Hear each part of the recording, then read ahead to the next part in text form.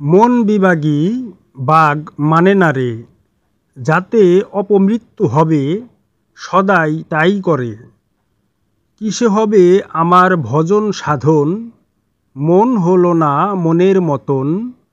দেখে শিমুল ফুল সদাই ব্যাকুল, দুই কুল হারালাম মনের ফেরে। মনের গুণে কেহ মহাজন হয়, ঠাকুর হয়ে কেহ নিত্য পূজা খায়। আমার এই মনে তো আমায় করল হত, বুঝাইতে নারী এ জনম ভরে। মন কি মনাই হাতে পেলাম না, কি রূপে তার করি উপাসনা। লালন বলে আমি হলাম পাতালগামী, কি করতে এসে গেলাম কি করে। মহাত্মা ফকির লালন সাঁইজি মানবতার সাধক এবং মানবতার কবি। তিনি মানুষের মনের যে সম্যক পরিচয় সেই সম্পর্কেই তিনি এই কালামের মাধ্যমে দুনিয়াবাসীর কাছে পেশ করে গিয়েছেন ওনার এই মহান কালাম। মহাত্মা লালন সাঁইজি বলছেন, মনটা আসলে নিজের বাধ্য হতে চায় না। কিভাবে তার এই দুর্লভ মানব জনম ব্যর্থতায় পর্যবসিত হবে, মনটা শুধুমাত্র সেই কাজেই সদা তৎপর থাকতে চায়। মহাত্মা লালন সাঁইজি বললেন, আসলে সাধন ভজন কিসে হবে তথা সাধন ভজন কিসে সফল হবে, কারণ আমার মনটাই তো আমার মনের মতন নয়। কারণ মনটাকে আত্মনিয়ন্ত্রণ করতে পারছি না, তাই তো সাধন ভজনও ফলাফল হচ্ছে না। কারণ মনটা সদা সর্বদাই ভোগবিলাসের দেশে বিচরণ করে।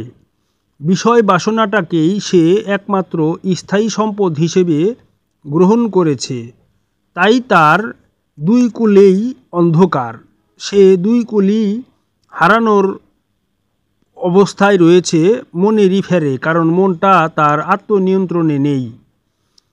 মনের গুণে কেহ মহাজন হচ্ছে, আবার মনের গুণেই কেউ ঠাকুর হয়ে নিত্য পূজা খাচ্ছে।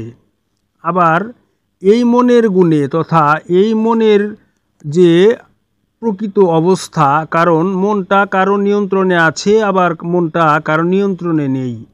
যিনি মনটাকে নিজের নিয়ন্ত্রণে নিতে পেরেছেন তিনি সাধু মহাপুরুষ হয়ে প্রকৃত অর্থেই নিজেকে সেই পরম স্বস্তির দেশে নিয়ে যেতে সমর্থ হয়েছেন। কিন্তু আমার এই মনটা আমাকে হত করে ফেলেছে, কারণ আমি সারাটা জনম ভরেই আমার মনটাকে বোঝালাম, কিন্তু আমার মনটা কখনোই আমার মন মতো তথা আমার কথা মতো চলে না, সে আমার মন মতো হলো না।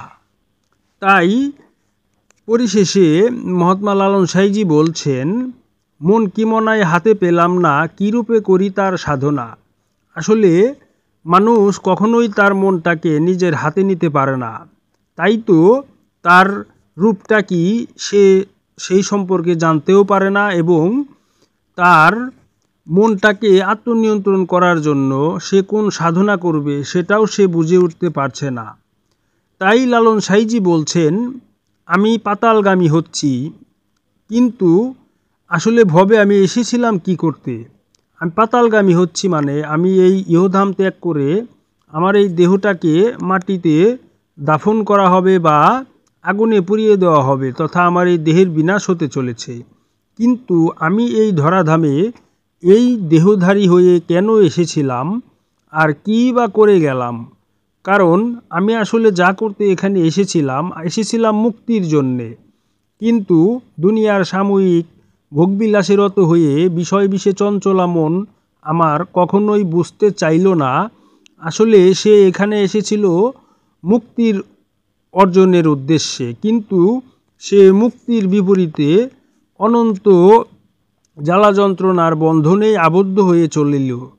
সে তার নিজের মনটাকে বাগ মানাতে না পেরেই অবশ্যই সে মানব জীবনটাকে ব্যর্থতায় পর্যবসিত করিল।